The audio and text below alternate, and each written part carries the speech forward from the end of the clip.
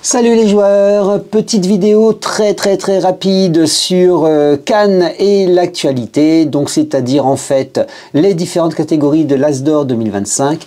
L'As d'Or, vous le savez certainement, c'est l'un des grands prix français permettant de référencer ou de pouvoir se dire oh la tendance elle est bien à cet endroit-là, et puis surtout ce jeu il a retenu l'avis de plusieurs personnes, et dans la myriade de jeux, parce qu'il y en a beaucoup trop certainement, et bien s'y retrouver c'est pas plus mal. Alors pour les éditeurs c'est un véritable enjeu que l'As d'Or, c'est sûr, et cette année, l'année donc 2025, nous avons les 12 nommés à l'As d'Or qui ont été révélés ce jeudi 27 février. Ce sera l'occasion grand auditorium à 20 h de se rendre compte de quels sont les jeux qui seront donc préblistés, qui seront les meilleurs jeux. Alors, il y a 11 heures de délibération, il y a 4900 parties, 3648 heures de test, 9 membres du jury qui ont nommé 12 jeux dans les 4 catégories. Et ça a été fait parmi près de 522 jeux testés, évalués. Alors ça me semble énorme. Personnellement, ça me semble complètement fou. Quel travail ils ont dû faire ça toute l'année, quoi, en fait. C'est pas possible. On a Vincent De Dienne, Benjamin Desnoux, Marie Gordiana, Pierre-André Joly, Sandra Lebrun, Boris Couteau, Pénélope, Eva Sarzinski et Nathalie Zakarian, à qui j'ai écorché tous les noms de famille certainement, et veuillez m'en excuser, mais en tout cas qui ont pris la peine de nous offrir cette nomination. Et on va la commenter ensemble. Alors là, dans les catégories As d'Or, jeu de l'année, on a Captain Flip. Captain Flip, vous le connaissez, vous y avez joué, je pense, tout l'été. C'est un jeu qui fonctionne, un jeu vraiment familial, qui fonctionne avec les plus jeunes aussi, dès 8 ans, sur des parties très courtes, et vous allez recruter un équipage, vous allez gagner un maximum d'argent, et vous êtes donc des pirates et accumuler de l'or. C'est un jeu de Remo Cosandori et Paolo Mori, et c'est édité par Playpunk, et c'est très chouette. Donc de 2 à 5 joueurs, c'est vraiment le jeu famille, c'est le jeu qui marche bien en fait. Là au Ludogite, ça tourne bien. For Crown, c'est Cuba et Forbury pour la couronne. Donc là on est sur une catégorie de joueurs un peu plus élevés, ça commence à partir de 3 joueurs, pour des durées de 30 minutes, dès 8 ans aussi, et vous êtes en guerre depuis toujours, et vos familles ont décidé qu'il était temps de s'unir et de former un seul royaume. Et il n'y a qu'une seule couronne. Et donc ça s'annoncera très difficile, et du coup Cuba, avant de tout le monde soit d'accord. C'est édité chez Repos Productions, et voilà. Le troisième, j'avoue que j'aime beaucoup le troisième aussi, c'est chez Helvetica, et distribué par Wilson, c'est Odin. Vos meilleurs vikings, envoyez-les à la bagarre. Et rien ne vaut une bonne petite bagarre pour pouvoir récupérer des bonnes cartes avec les bons personnages. C'est de 2 à 6 joueurs, c'est dès 7 ans, et c'est une durée de 15 minutes. J'ai du mal à vous dire ce que j'aimerais voir, donc As d'Or, jeu de l'année, Captain Flip ou Odin. On est vraiment sur du jeu famille, par contre. Là, totalement famille. For Crown un peu moins tenté. Bon, enfin voilà, vous savez tout. Dans la catégorie jeux enfants, c'est une catégorie que personnellement, je maîtrise moins, puisque j'aime beaucoup les jeux experts, les jeux de rôle, etc. Cependant, forcé de reconnaître que il faut quand même regarder un petit peu ce qu'il en est de ces jeux enfants. Et c'est les éclaire-tout, allume ta lampe, ouvre l'œil, qui retient véritablement mon attention. C'est une petite lampe, enfin c'est un truc vous allez diffuser, puis vous allez chercher sur le plateau, enfin c'est une lampe de poche magique, et on part à la recherche de tous des personnages farfelus qui se cachent en dessous. Alors la rejouabilité, oui, c'est édité chez Loki, qui font de très bons jeux là maintenant, et c'est soit un jeu en coopération, soit un jeu en compétition. C'est chercher, trouver, et puis retrouver rapidement les personnages cachés. Alors la rejouabilité, oui, bof, mais bon, c'est dès 6 ans, et c'est des petites parties de 15 minutes, c'est idéal, je pense. Mimose et Sam est le voleur de fruits et donc le second jeu dans cette catégorie enfant. C'est de 2 à 4 joueurs pour des enfants de 5 ans, donc toujours des durées très courtes, 15 minutes. Et c'est une bande dessinée que je ne connais pas du tout. Et vous allez rechercher le voleur de fruits avec des indices, donc des mécaniques de déduction. Et puis ça marche bien avec les petits et paraît-il que ça marche très bien avec les grands, m'a-t-on confirmé. Bon après, voilà, à voir, grand relativement. Hein. Opération noisette, récupérer toutes les noisettes sans réveiller la belette, 1 à 4 joueurs, dès 3 ans, durée 10 minutes. Et celui-là, il me plaît bien. Celui-là me plaît beaucoup, c'est édité par Ozu, et ça me plaît beaucoup dans la mesure où la thématique est sympathique, et donc remettre toutes les noisettes dans l'arbre sans réveiller la belette qui ne dort que d'un seul œil. Donc un peu casse-tête, un peu sympa. Voilà, sa catégorie enfant. Bon, allez, plus sérieusement, ça me concerne plus, sa catégorie initié, Behind. C'est un puzzle sans le voir que vous allez résoudre, c'est un jeu solo. Voilà, jeu solo, âge 10 ans, durée 60 minutes. C'est court pour un jeu solo. Jeu de Cédric Millet, distribué par Asmodée, et donc c'est Kiff Édition. Et du coup, je ne sais pas si véritablement, en termes de rejouabilité, si vraiment c'est vraiment pris en compte. Alors oui, c'est original, oui, c'est une belle mécanique, c'est sûr. Mais énigme, déduction, tuile assemblée comme un puzzle, 3 tableaux à assembler, faire preuve de logique. Et puis une énigme dans 3 univers différents. Mais on aura l'occasion de reparler des puzzles et puis de ce type de jeu, parce que c'est un type de jeu qui se développe énormément. Léopoldine et Noël adorent les puzzles. Et on en a une collection maintenant terrible à la maison, notamment de puzzles, jeux de société, de jeux mystères, de jeux à trucs cachés. Et est-ce que c'est vraiment le bon format? Moi, je reste dubitatif. Je leur poserai les questions, elles me répondront, et puis on aura l'occasion de discuter autour de ça. Mais bien, je suis très dubitatif personnellement. Harmonise, non, là, par contre, je n'ai pas du tout de distance vis-à-vis d'Harmonise. C'est un superbe jeu de Joan Benvenuto et c'est édité par Libellule. Il a été présenté à Cannes l'année dernière. Joueur, donc c'est de 1 à 4 joueurs. Ça prend de l'ampleur et ça se joue très bien à 3-4. Durée dès 10 ans, durée 30 minutes. Il est génial ce jeu. Vous allez créer des habitats optimisés, combiner des paysages naturels. Il est esthétiquement très particulier, très lumineux on va dire, et moi j'aime beaucoup.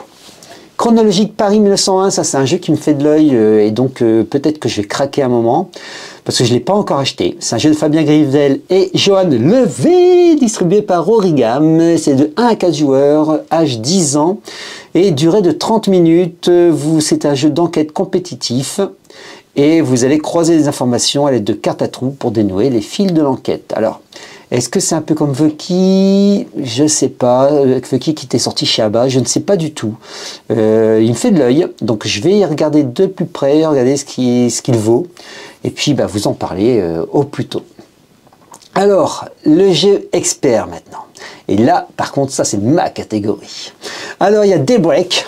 Lutter ensemble contre le réchauffement climatique, jeu de Matteo Manepace et Matt Lehacock. Matt Lehacock, vous le connaissez, c'est le papa de Pandémique. Et donc on a un jeu de société coopératif, fort logiquement, et on vise rien que moins à stopper le changement climatique. C'est une vision donc d'un jeu engagé, plein d'espoir. Vous allez construire des technologies top. Et puis, ça redonne un petit coup dans la morosité, ça redonne un petit coup d'allant, ça donne un petit coup de qui va bien. Et tout ce qu'il faut pour sauver la planète et y réfléchir.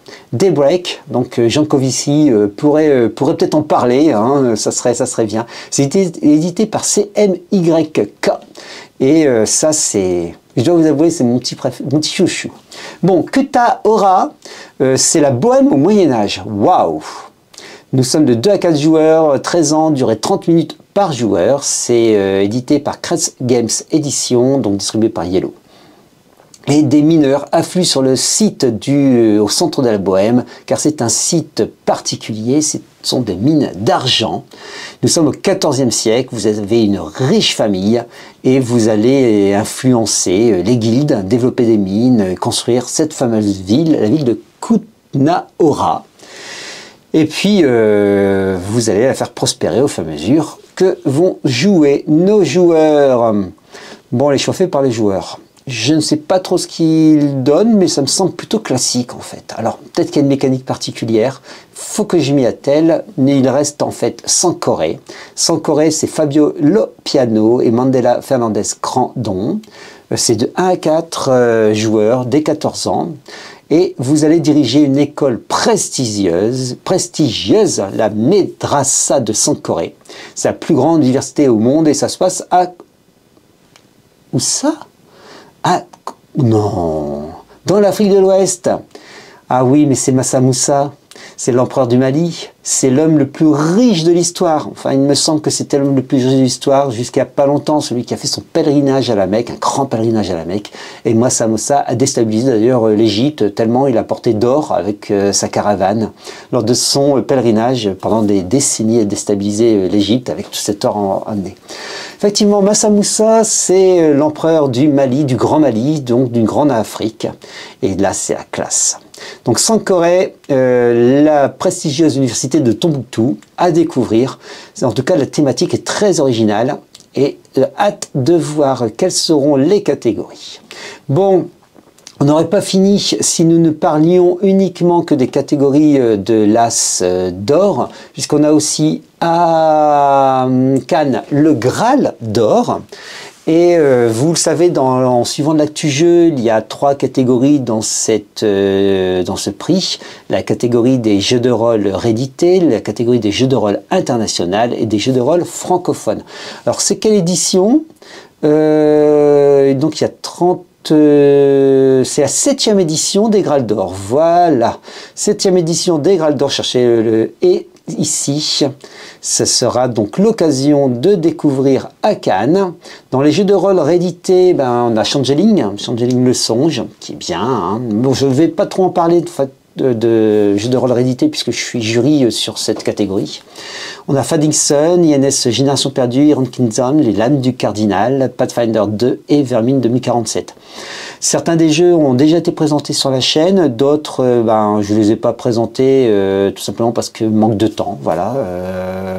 D'ailleurs, c'est la plupart des jeux, je ne peux pas les présenter parce que manque de temps.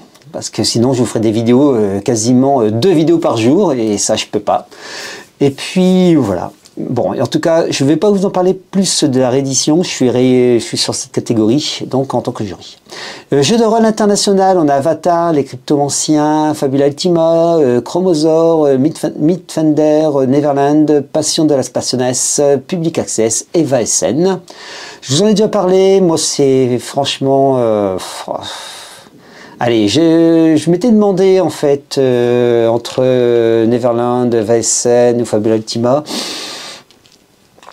Vaesen, ouais, Vaesen, parce que bon, il est bien, j'aime beaucoup l'ambiance, les dessins de Vaesen, l'ambiance, ça se joue au D6. On a fait une vidéo sur Vaesen, on y a joué tout l'été, mythologie, folklore, et puis un petit fantastique qui va bien. Bon, j'aime beaucoup. Voilà. Bon, et francophone, il y a du monde et du beau monde, Arcane 15, Batman, Chronique Oubli Galactique, Cthulhu no Kami, Donjons et Chatons, qui était déjà présent, il me semble, l'année dernière. En tout cas, c'est un jeu qui a déjà presque 1 an et demi, je crois, qui marche premier prix chez Philibert. Hein. Hémisphère, donc chez Posidonia, God, Kamisha, Les Légendaires, Marche Branche, Magie de Minuit, Sans Cœur, Sapin K et Spacer Stories. Mon cœur balance, plein de jeux, c'est pas évident. Si je devais en choisir un, ils vont avoir du mal, hein. Ils vont souffrir, les pauvres. Je ne ferai pas de jury sur la catégorie francophone, honnêtement. Oh, Spacer Stories, vous savez tout le bien que j'en pense. Hein. C'est pour moi une grande claque ce jeu. Sapin K, qu'est-ce qu'il est beau, et puis il est bien, et il va fouiller. Les gars qui ont écrit ça, ils se sont donnés à fond, quoi. Sans cœur. C'est sympa.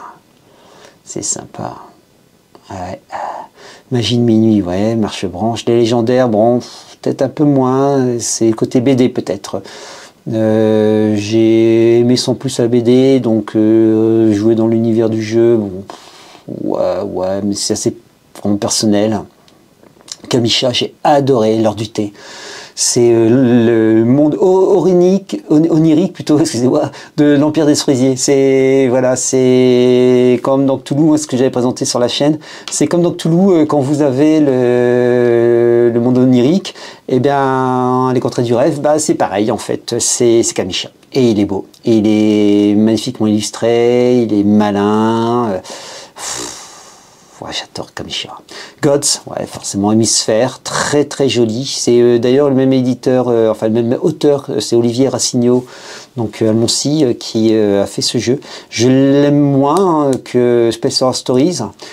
C'était son premier jeu, hein, son premier jeu, pas premier jeu édité, mais son premier jeu. Je l'aime moins, mais même s'il est très très très original, il est très particulier ce jeu. Les races rencontrées, l'univers très particulier. Puis en plus il y a une patte, hein, une vraie patte ce monsieur. Hein. C'est beau, hein. C'est bien illustré. Hein. Ah, ouais. Donjons et Chatons, bah, c'est un petit classique maintenant. Cthulhu Konami, ouais, il est bien, j'aime bien, mais ouais, Chronique oubliée galactique, bon, Batman, ouais, c'est Batman quoi. Arcane 15, aïe aïe aïe. Ouais, je voudrais vraiment pas être le francophone. Allez, moi je dis Kamisha, sans cœur, ça paraît et Space Horror Stories. Voilà, vous m'avez entendu. Oups, très rapide. Je pourrais faire plus accéléré encore. Bon, voilà, vous savez donc mes coups de cœur sur le Graal et mes coups de cœur, petite vidéo hein, sans prétention sur le Graal et sur l'As d'Or. Vous savez tout, il est temps de se retrouver encore et toujours sur la chaîne. On se revoit dans quelques jours sur la chaîne. Allez, salut les joueurs!